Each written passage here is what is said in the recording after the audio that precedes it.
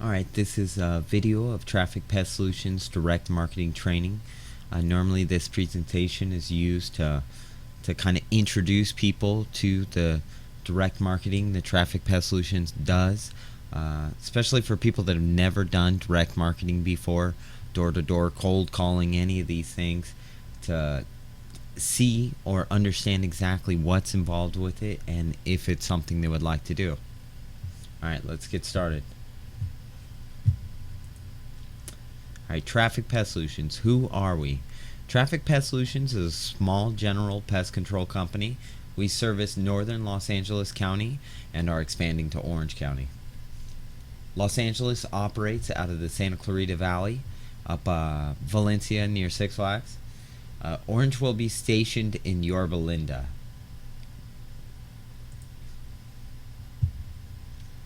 Okay, I myself, Jason March, service tech. I've been working in pest control for 14 years, servicing both commercial and residential accounts. So commercial would be, any industrial buildings and restaurants, those such things. Alright, let's see, residential, we know that. I've done both car sales, that's how I got into the sales industry first, and door-to-door sales. I'll help you as much as I can with your new service agreements, any questions you have about closing the sale. The owner of Traffic Pest Solutions Orange is Antonio, so if you can ask him, any questions that you might have, and then, if there's something that he's not sure of, just feel free to call me. Call me with any questions between 8 and 5, Monday through Friday. Unless you know that I'm busy, like I'm servicing an account or doing something specific in a meeting, it's totally fine. Just give me a call. And if I don't answer, I'll get right back to you. Alright, the pest control industry. Alright, the pest control industry, you're not selling something new. This has been around a long time. It produces $7.3 billion a year. This is in the United States, of course. There's 160,000 people working in this industry. That's probably not even including subcontracting vendors. 1 in 3 homes use pest control at some time. This is a nationwide statistic. If you look at areas like California and the southeast, the deep south, you would probably see even higher statistics. And 45% of homeowners cite problems with pests as a main home issue. So this is something that happens to almost about half of us. Alright, your job, what it entails, is it's direct marketing pest control services by selling door to door. Direct marketing is any way of you bringing marketing materials directly to the client or the consumer.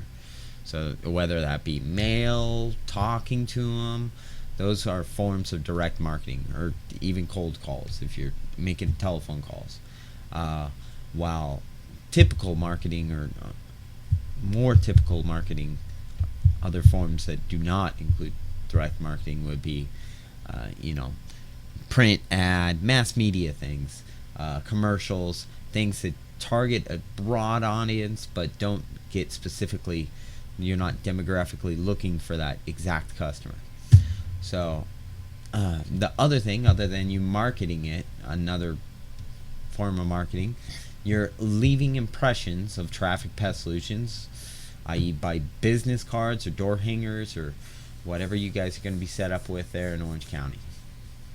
I know for sure you have business cards. I'm not positive you'll get door hangers. That's fairly standard too in the industry. Alright, the pros. Alright, the good things about this job is you theoretically have unlimited pay. Theoretically, I say, because of course you can only do so much in so many hours. So yeah, if you want to work 80 hours a week, you just make huge money. But typically, full time's 40.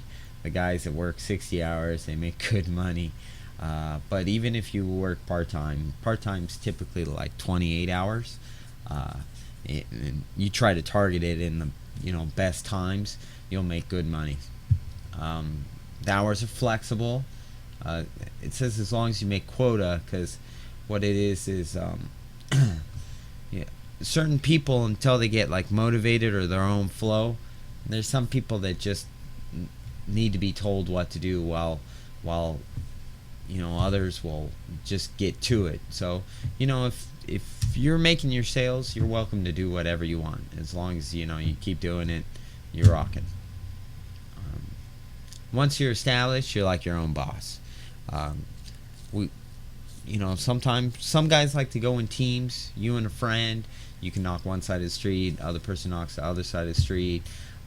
You guys can be like your own bosses together, coordinate. Or there's a lot of guys that just go off on their own. They don't like depending on anyone, or they find that they can't depend on anyone, and they're just motivated. They want to make money. Very typical for college kids, trying to pay down their loans while they're off at summer. Um, let's see. The other pro is sales experience applies to every type of industry. I mean, I started with car sales. Car sales got me into pest control sales. Um, you know, you be a good salesman. You can be a good salesman with anything. You can start your own business, whatever, whatnot. Sales makes a business. Without sales, there's nothing. Well, and that's the case with Yorba Linda. We need you sales guys to be able to get work for the service technician. All right. And the other pro is you get exercise. Definitely, if you got a couple pounds, you'll sweat some of them off if you're doing a lot of walking. The cons. The cons are the heat. Just staying cool. It's pretty tough when you're out there knocking. You're having a bad day and it's hot, and but you got to remember the bugs are out at the same time. Hotter it gets, the more bugs there are. But yeah, I mean, just it's hot. It sucks. And normally the days aren't past 90 something, but when you have those 100-degree heat waves, you do what you can. Sometimes you just reschedule your work, but if you can rock it, do it. Rejection issues. This is a big one. Certain people just don't do well with rejection. You have to know it's a numbers game. You'll hear this in the industry. You talk to other people. This is the industry saying. It's a numbers game. It's because you'll knock on enough doors and a lot of people won't need it, but then you'll knock and then someone's going to need it. You're going to hit the right person.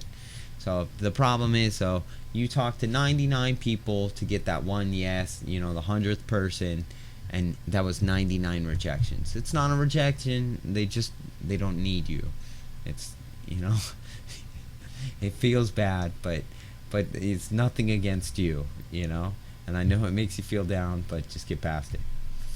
All right, self-motivational issues. This is another huge one. This is why a lot of people can't be their own boss, and they either need a sales manager or they need the owner to be out there, like the branch manager, branch owner, to be there to be like, oh, today we're working at 8 o'clock and we're knocking this area, and you get a break at this time. And it's just, they don't work without someone else's structure. So if you're not told to sell, you're not going to go out and sell. But just try to be motivated. Realize that the more, back to the numbers game, the more doors you knock, the closer you are to your sale. Alright, pest control. What exactly do we do? Alright, we're general pest control. And what we do at a residence, typically we sweep the spider webs. So there's like this little sweepy brush called the Webster. We sweep the spider webs, make it look nice, and then we barrier spray the homes. Barrier spray, that means like we go around it, spray a perimeter to to remove and to prevent new pests. And typically we do it on intervals of either monthly, bi-monthly, or quarterly. And of course there's one times as well. How it works is every monthly, bi-monthly, and quarterly regular services, they're guaranteed. So the longer you go in between service intervals, someone's more likely to have problems, but it's still free. They call back, we come back for free. And pretty much how it works is monthly is the most expensive because we're there 12 times a year. Bi-monthly now drops at 6 times a year. So each time they have about a 20% price drop for the year, but a little bit less quality of the service. Our service is still good, but the products can only last so long. While the one times are only good for 30 days, it's a 30-day guarantee, that's it. The chemical can last, 3 months, but it doesn't matter. The guarantee's over at 30 days. Commercial, this is all your restaurants, everything like that. And generally, they want help with their sanitation and health department issues. So inspection's important, and treating for the pests as well, of course, is important. It's a big deal for a little mom and pop restaurant or something. If they get a closure, if certain pests give you an automatic closure, so it's really important. A lot of times with commercial accounts, they're not really fighting for price. So a lot of times they do too, but they just want to know that they have a bug guy that's taking care of them, and they're not going to have a closure for 2 days from the health department because they had cockroaches or had mice. Now, services typically are monthly. If a place is pretty roachy or something like that, it's semi-monthly. That's twice a month. If weekly is usually for a place that's really big and it kind of gets subdivided, instead of having like multiple guys go, or doing like a whole day of it, like whatever. A theme park could be split up weekly or maybe even daily, depending on how big it is. Or a supermarket, you could work certain sections. So that's how that works. If you have more questions about this, just call and ask me. We're going to be focusing more on residences because they're much easier to sell. I don't think that's actually true. They're easier to start selling because you don't really need to know as much. They're not expecting as much with you, while the commercial accounts usually know quite a bit of about pest control and what they expect of their service. Sorry, I was flipping through the slides there on accident. Alright, next. How does it work? Typically we make a barrier treating the exterior and interior of the structure, so whether it's a home or a restaurant. This removes any infestations and prevents new ones from occurring. So we always do the exterior. We recommend the interior. That's up to the customer, but at least on the first one, I definitely say inside and outside, just clear it out. Makes it less likely we come back, and then we can call back a week later and be like, oh, how was that service, Mr. Jones? You totally satisfied? Oh, that's great. Would you know of any friends or family that might be interested in it? Maybe I can give you a freebie or whatnot. You're looking for more sales. Plus, you're looking for customer satisfaction. You want to retain that customer for your 6 months, depending on how your pay schedule is. You want to make sure that everything was right, and if everything's messed up, you're gonna call the tech or call your owner and be like, hey, your tech messed up my service, so let's fix this. Alright, we can also bait the interior to minimize pesticide exposure. So this is a big issue nowadays, is people are worried about pesticide exposure.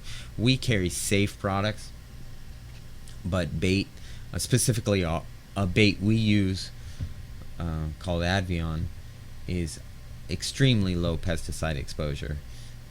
It's the only product that's allowed to be used in schools while children are present. So there's nothing else like that, and so it's amazing technology.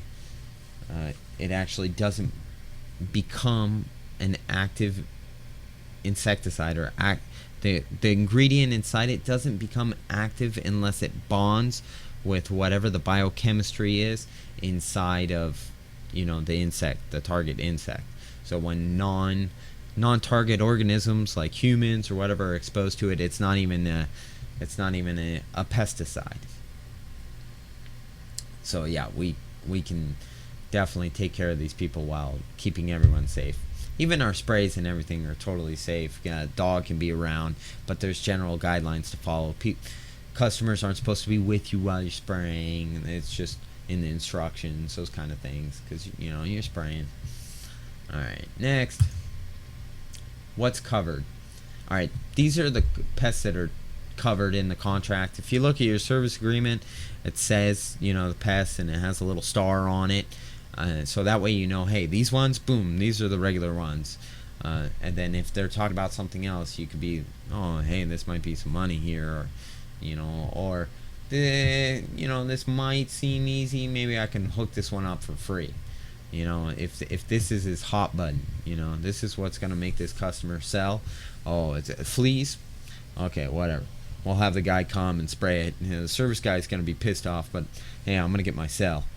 You try to price it accordingly. If the client knows it's a pain in the butt, and you say, you're like, oh yeah, whatever, the fleas, I'm sorry, we're gonna have to charge a clean out fee, whatever, 100, 150, whatever you decide. You usually bid by, you trying to think like hourly. Hey, pest control goes for about $120 an hour, so this flea thing's gonna take about an hour. Oh, okay, $120, or that's just good figure to throw out there. And then so you're like, hey, that's extra money on top of the contract, instead of whatever my monthly price of $45, you go, okay, your first one is 120 or 140, whatever you put it at, and now your whole service agreement's gone up.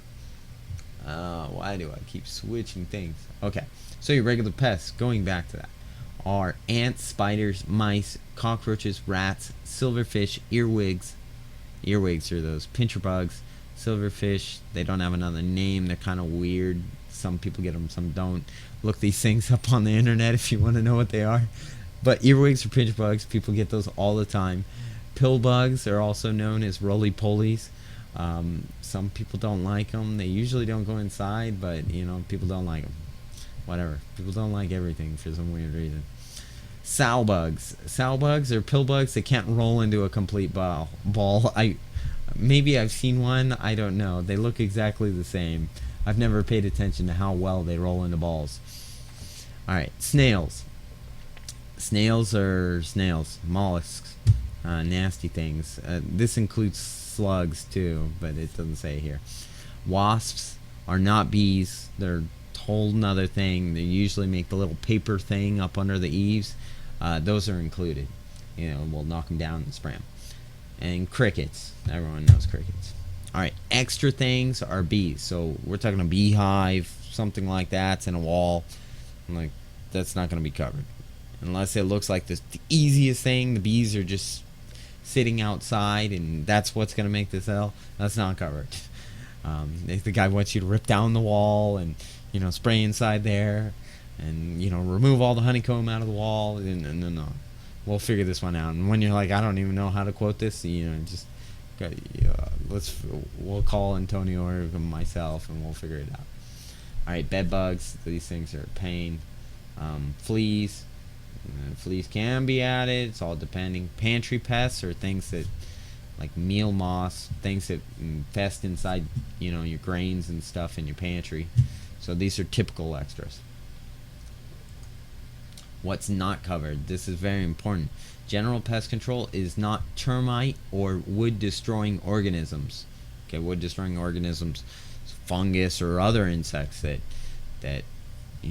destroy wood. So those are the termite. That's branch 3 pest control. We're branch 2. And general pest control, ants, spiders, mice, all that stuff. Nothing that destroys wood. Okay. And fungus, dry rot is fungus. Okay. Demographics, residential. So this was a list for LA County. I kind of tried adjusting it a bit. So typically nice areas, suburban areas are the keys. I just put this. Yorba Linda, we did a research on Northern Orange County, and Yorba Linda fits pest control target market share like crazy. But So did Anaheim Hills. I don't remember what other ones did, but you know, you guys are probably familiar with those areas, so you kind of know it's like, oh yeah, these nice homes, but away from the beach, like closer towards the mountains, so they get hotter. Those are more likely to get bugs. So it's like, oh, these are prime pest control places, and then you're like, oh, these people kind of have money and those things. People that's like, hey, this guy, he would rather pay some guy $40 or $45 to spray their house than him do it himself. It's like I could be spending time with my family. All right, sex. It's exactly the same. Like, even though the female usually hates the bugs, it's almost 50-50 that the male purchases pest control or the female. So maybe the male's driven by the female. I don't know. That's usually how it goes. Rooms, typically it's 3-bedroom plus homes. Most common is single family homes, you know, your regular home. Then goes condos. Condos are much rarer. You're talking maybe 10% of residential pest control. So it's really focused on single family homes, single family residences. Size in square feet, this is in a weird order, but basically right around that, like 2,000 square foot home is good market, and small homes are bad market. Larger homes are good market, but oddly enough, like when it gets too big, they just don't sell as well, you know, whatever mansion homes, because I think like these people, they probably get knocked on a lot because people are like, hey, they got money, or maybe they don't even contract people themselves. I don't know. They have their people, or they only go through friends. But you want to find a good upper middle class, and there's a specific target that they're like, oh, still down to earth, but they got the money. So the easiest way is home value. Basically, once you're at 500,000 and up homes, you want to go into a track, and it's every home for the most part is 500,000 and up. You're in your right spot. When you're in the multiple millions and they got gates and stuff like that, and you're like, oh, it could be done. Usually the services are more, but like, how far are you gonna walk to knock on a door? It's like, oh yeah, this guy's got, you know, a 10-acre house in La Cañada. It's over here in LA County. Demographics. This might not relate. This was from our LA County info, but typically it was newer homes. Newer homes were the ones, and this is a few years old, so maybe it would have 2010s now, but it was 2000s, 80s, 90s. So the last few decade homes. So you've newer tracks are the ones that have the pests. I assume that they had pests there already, and then the home was built. All right. Typically, you know, they were purchased not that long ago, within the last 10 years. So this is probably because, you know, Traffic Pest Solutions roughly around 10 years old, and you know, as people get into these homes, first things they're looking for is pest control. All right, spent. This was the figures they spent. I don't think it means anything, but equity. This could be important. Generally, it's people that have positive equity, so people that have money. You know, not people that are, you know, running negative. And this was their home lot size, so you know, everything's under a quarter acre. You know, regular suburban home is prime. The best ages was actually right about that grandparent age, like right when there's young grandchildren, or their kids are older. 50 to 54 is the top clientele. 45 to 49 is the next, and the lowest is 40 to 44. And then it keeps going down from there. But yeah, basically you're at an age where these people are now established. They, you know, they're in their home, they're making money, and they want to enjoy their lives. They don't want to pay. I mean, they don't want to do things themselves if they don't have to. Okay, Sales supplies, things you gotta have. Must-haves are uniform, which you should be provided polos, uh, contacts. I bet you that's contracts, business cards, pens, clipboard, and product info. So all this stuff will be provided to you. The contacts you'll provide for us. Uh, let's see. Uniform, yeah. So we wear like polo shirt with, if you want to wear short pants, I wear short pants. If you want to wear long pants, that's your choice. And then you wear flat sneakers. I wear flip flops a lot, but every other sales guy says I'm weird. So that's your choice. Yeah, you walk around in flip flops so much that it doesn't bother me anymore. But my feet get burned. Let's see. A lot of times now I go walking though. A lot of times I go in a dress shirt and slacks, and I find that it sells better. But you're more. But I do it like business casual. I got some button. I got my sleeves rolled up, and I find that it sells better. But I think it's just for like, hey, this guy looks sharp, and then a lot of times, people, you knock on the door. It's like, hey, I do pest control. And they're like, oh, yeah, why should I listen to you? Oh, because I'm different. And I actually had this. The lady opened the door once, and she looked at me, and she goes, what's different about you? You look like every other company, because I'm wearing polo and shorts. So it's like, oh, yeah, maybe good point, So that's why I tried it. But you could sell in a polo, and it looks professional because it's got the company name on it. But if you're looking sharp, you could sell too. All right. Things to consider is a backpack. I don't know why I got allergies. My eye itches. A backpack or a satchel. Drinks. Spray bottle if you want to spray yourself to cool down. Evaporative cooling. Bluetooth earpiece or headphones. Music or audiobooks. I just say Bluetooth earpiece because it looks like you're doing business too. But headphones do too. Don't use like crazy headphones. But you could wear headphones, especially ones that have like a mouthpiece, because you could get a call from a client or something like that. And then, but at the same time, you knock so many doors, you can become automatic. Hey, I do pest control. Do you need pest control, or do you have one? You're unhappy with it. It becomes automatic. So you could be listening to music, or I like to listen to audiobooks sometimes. And then, whatever, you just press your button. You can pause it if you want to. It takes about a minute to knock each door. So you got that time in between. I've read so many books through audio. So that's just things to consider. All right, who can be a salesperson? Anyone. All right, anyone can be a salesperson. There's a way you sell. But, though some people are born with raw talent to benefit in the beginning. Okay.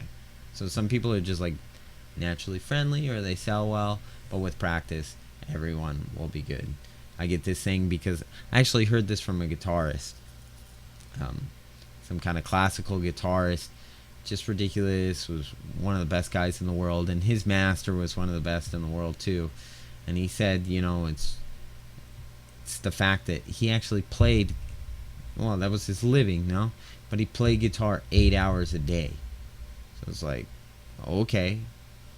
So how did this guy become a master? It was all through practice. So the same thing with becoming a salesperson. Like maybe he picked up the guitar and he was good, but he didn't become great until he just kept practicing. Who's going to put 8 hours in? You do it, you work. So I guess he decided he wanted to play professional. Okay, so with sales, it's confidence is key. The more you do it, the more you have. So you say it enough, and it's like, hey, the responses. Like anything in life, practice will surpass raw talent. Going back to the guy, it's just you practice. Eventually, some guy's good at something, and the other guy that practices and practices, even if he was 10 times worse than the other guy, eventually he'll surpass the raw talent guy, unless the raw talent guy too is also practice, because you'll just hit a dead end if you don't continue to practice, change your pitch, change whatever. Just screw around, have fun. That's what I do. It's how do you get a sale? You just ask them. All right, basic steps in any sale. So every sale has this. It doesn't matter if it's like super fast retail sale or, you know, super complicated sale. It's work orders, POs, blah blah blah. So there's an impression. Somehow these people saw the company. They either saw it through a billboard, or you walked right up to the door and it's like, oh, okay, I got an impression. Traffic Pest Solutions, boom. The impression was they saw you or saw the company. Then it's a lead. It's formed a lead or a contact. So that person now took interest in it. It's like now he goes, hey, I want pest control, and then boom, it's a sale. So he put action on his lead. So he decided to purchase it. So the same thing with retail, anything. Impression, lead, sale. Okay, steps for a good salesperson.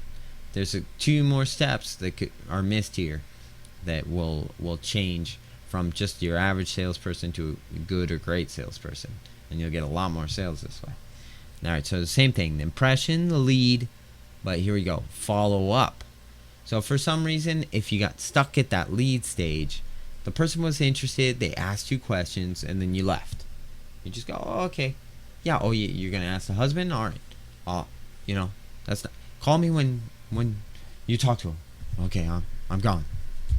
So there's so many people that do this. They just leave, and then they're like, oh, if the person calls, then it's a sale. And if they don't, what?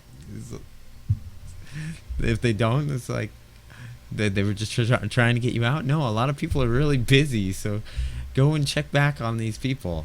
I do a week. I'll tell you, just follow my plan, and then if you want to adjust it all you want, whatever works, then you do that. But just go back to him and be, oh, I didn't talk to the husband yet. Oh, the husband's here.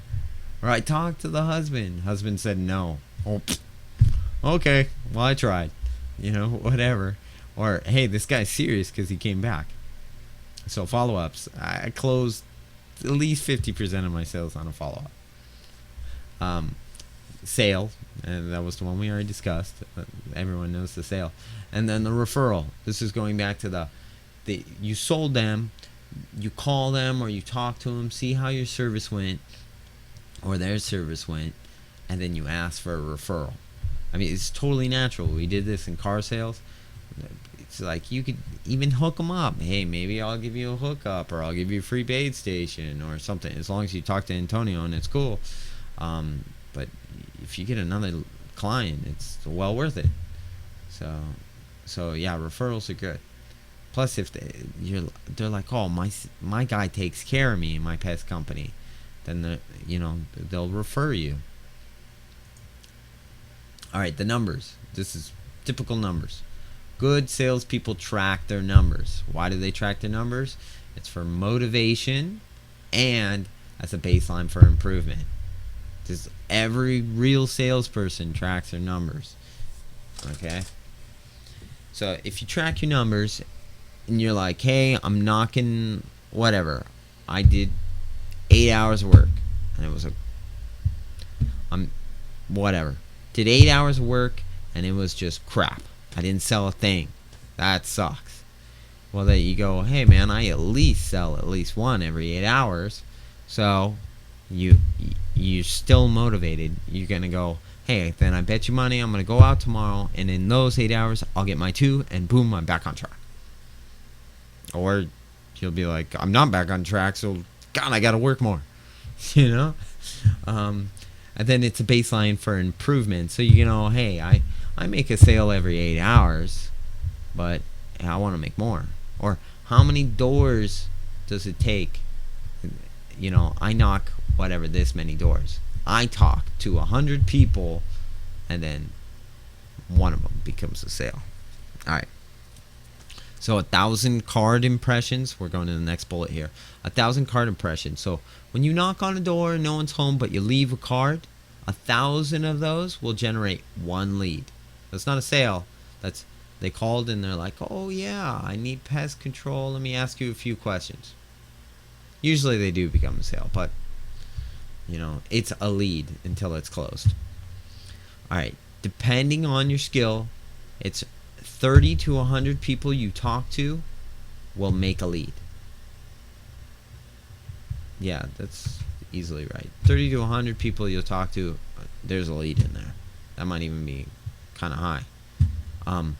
3 to 4 leads will make a sale. That's what I always go for. If I write down my leads or I got them entered in the computer, every 3 to 4, if none of them closed, but that day I got like 4 leads, I easily get 4 leads in a day. Yeah, so it's probably like 25 people you talk to, you get a lead. But yeah, I easily get 4 leads in a day, and it's like, oh, if I didn't get that sale, I know that when I'm doing my follow-ups, I'm expecting to close at least one of those. Every 3 and 4, so 1 or 2 of those is going to close. Okay, one sale will typically refer another lead. So that sometimes I can go down in history. I get calls from people like 4 years ago. So that's when your money really starts flowing in. I get calls without doing anything. But, of course that takes it starts happening about a month after you left a card in the very beginning or talked to someone in the very beginning, and then all of a sudden they pop up and you're like, oh yeah, I remember you. And alright, let's just get to it. This is lagging. Scheduling. Normal services and complaints are scheduled 8 to 5 Monday through Friday. Simple. Regular work hours. If it's not possible, try 7 to 8 a.m. or 5 to 7 p.m. on a weekday. Now this isn't set in stone. This is a LA thing. So it all depends on your tech that might be selling with you. We talked to this gentleman. But maybe he's even more flexible. If still not possible, usually last option is Saturday 8 to 12. This is normal service, but it depends on your tech. He might be just down. He might be a late worker. Who knows? All right, pricing. What we want monthly. All right, we're going for $45. Inflation. It used to be $40. It's now $45. But it's still easily within the norm. We're always right there in the middle. Bi-monthly, $70. So this is every 2 months, $70. These are the typical services we're going for. Monthly, bi-monthly. A lot of companies are out there selling quarterlies. They sell quarterlies at $99. If we have to sell a quarterly, we'll sell it at $90. All right. For other services, refer to the binder. There's a bunch of other stuff in there. Typical prices. If it's still not there, just ask. I got one sales guy that just, oh yeah, what do you guys have? And he just holds up the binder. he doesn't even sell. He's just like, here, look. Oh yeah, I want this one. But it works for him. To make more money on a bi-monthly offer, to make more money on a bi-monthly, you can offer the first service.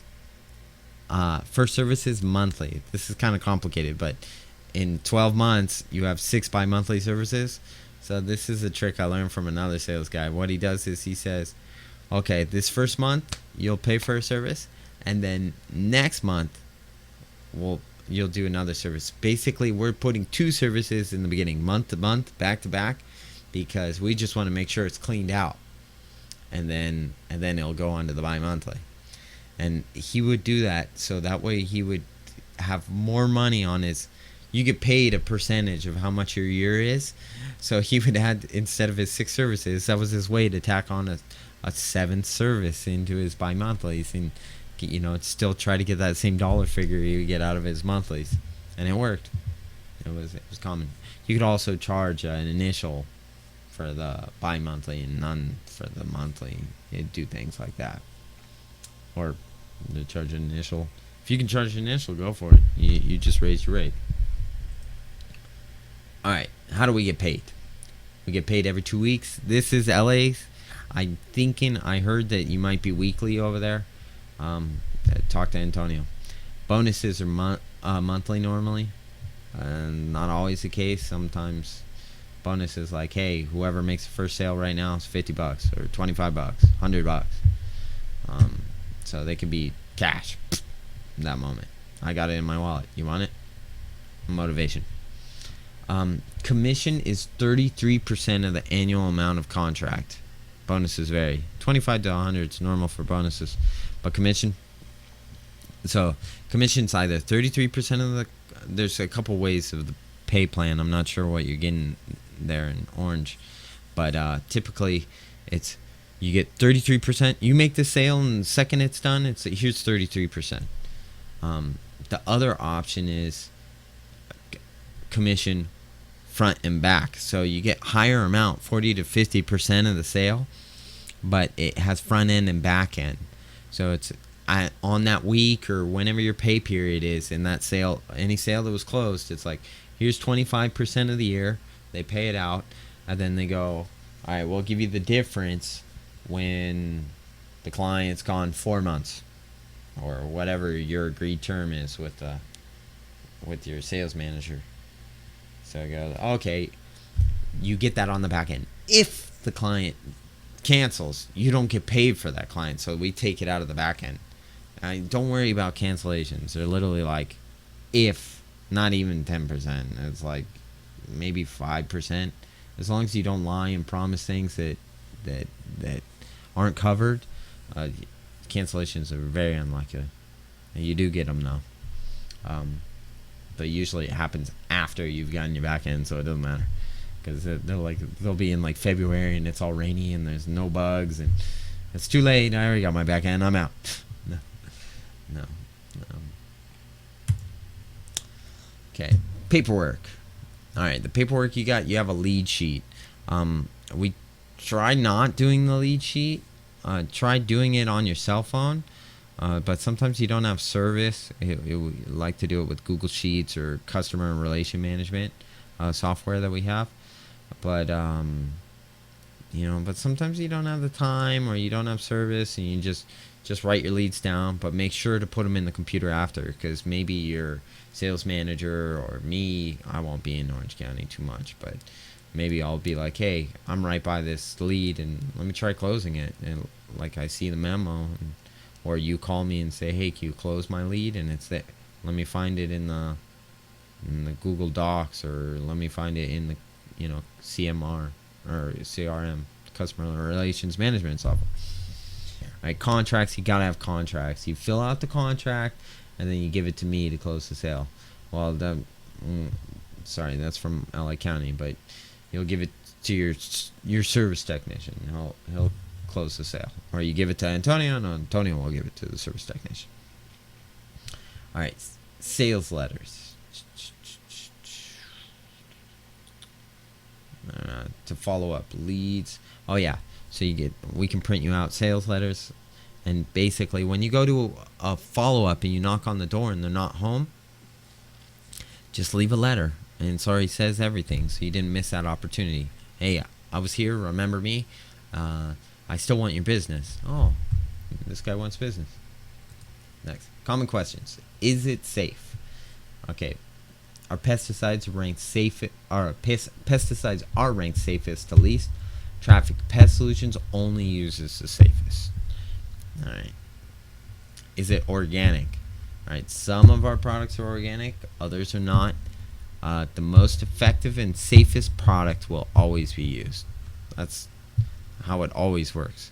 We want to use the best thing available that's the safest. Organic doesn't necessarily mean safer. Arsenic is an organic chemical, and that kills people. Organic in chemistry just means that it has carbon bonding it. I mean, that's almost everything. It's ridiculous. So that's the whole organic fads doesn't make sense when it comes to chemicals. Plus, you don't even know how many organic plants that I've serviced. They use insecticides too. You have to.